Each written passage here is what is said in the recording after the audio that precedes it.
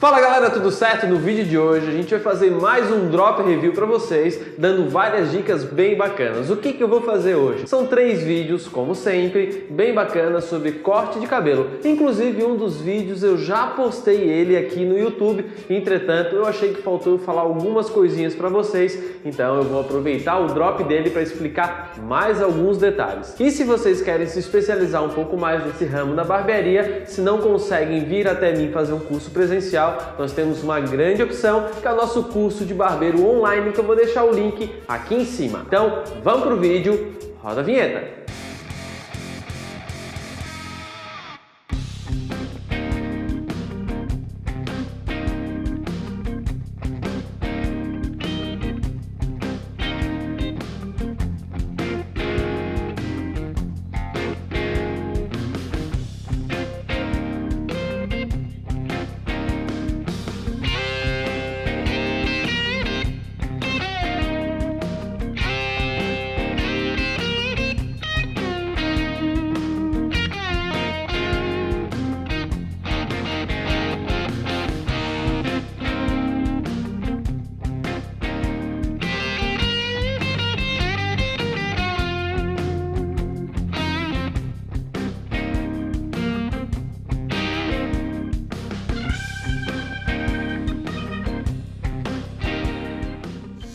Esse primeiro drop que vocês viram tem alguns detalhes que eu acho bem bacana. O primeiro, se vocês observarem, se tu realmente prestou atenção no drop, tem um momento que eu vou passar a máquina 2 e o meu pente ele vai na frente e depois eu venho com a máquina. Por que eu fiz isso daí? Tem alguns cabelos que eles são tão fininhos que o dente do pente da máquina ele não consegue levantar o cabelo. Então às vezes tu passa e parece que não cortou o cabelo com eficiência. Principalmente cabelo bem fino e também cabelo de criança. Sabe quando tu passa e ele não fica 100% do mesmo tamanho? Então às vezes a gente tem que vir com o pente na frente. Para quê? Porque o pente ele tem um dente um pouquinho mais próximo, então ele faz com que realmente levante esse cabelo e depois tu consiga vir com a máquina e passar por cima. E muitas vezes também o cabelo está bem colado no crânio e a máquina não consegue levantar esse cabelo, por isso que tem que ter como recurso esse pente. Algumas situações também acontecem com bastante frequência, principalmente a parte da costeleta.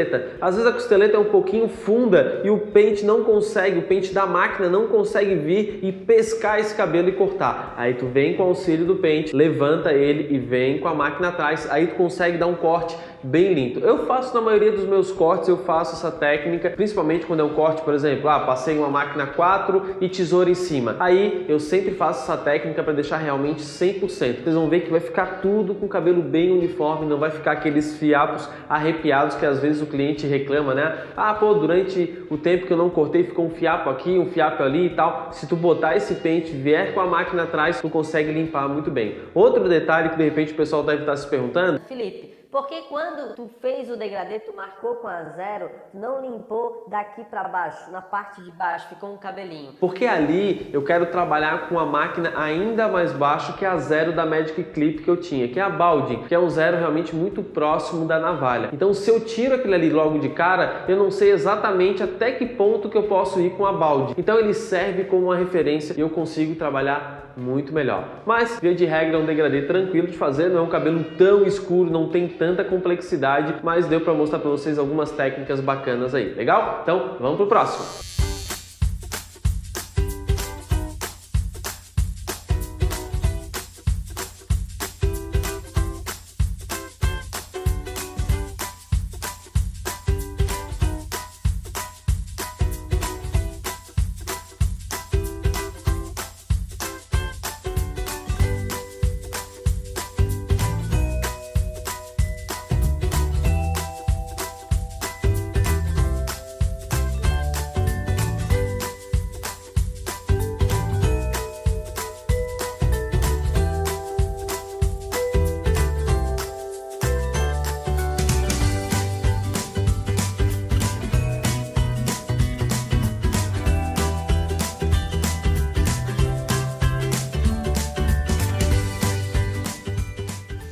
Esse corte do Vini Matos é um corte bem bacana, não é difícil de fazer, é um corte tranquilo de fazer, mas tem algumas observações que eu gostaria de fazer para vocês que não apareceram lá no nosso vídeo. A primeira observação que eu tenho é que o Vini, ele tem uma falha, uma leve falha aqui nessa lateral. Se vocês perceberem, ela não aparece no vídeo. Por quê? Eu tomei todo o cuidado do mundo para que nessa região aqui, ó, o cabelo ele fosse um pouquinho mais estufado. Por quê? Porque aí ele consegue esconder muito bem essa falha e não fica incomodando ele durante a semana ou durante os meses antes de ele vir e cortar. Então, às vezes a gente tem que ser um pouquinho mais maleável no jeito que a gente vai cortar se o cliente tem alguma falha. Geralmente pode aparecer alguma alopécia, que é uma falha tendendo a ser um pouco mais arredondada no crânio do cliente, que fica um buraco mesmo. Então, observem bem e quando tiver algum problema, usem esse recurso de deixar um pouquinho maior naquela região para que ele consiga pentear e consiga esconder. O corte dele eu passei uma máquina 4 e cortei com a tesoura em cima. Uma das dúvidas que podem acontecer também é o seguinte: Felipe, quando eu vou cortar um cabelo ondulado, eu tenho que usar as mesmas linhas, os mesmos ângulos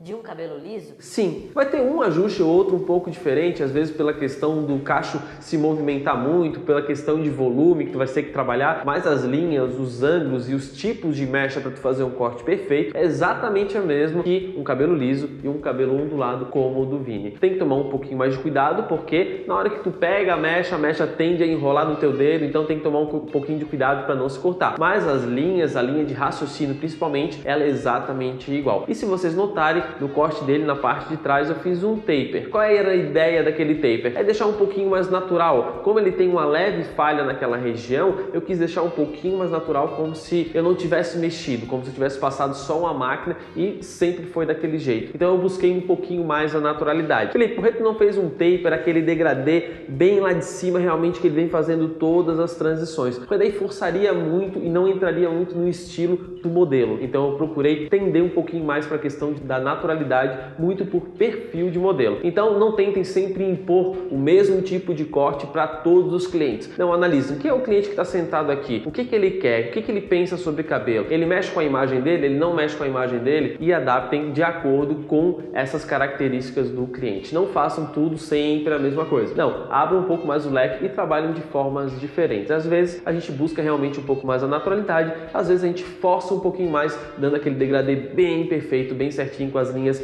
bem definidas, e às vezes não, a gente não define linha, tende um pouquinho mais a naturalidade. Legal? Então vamos pro próximo drop.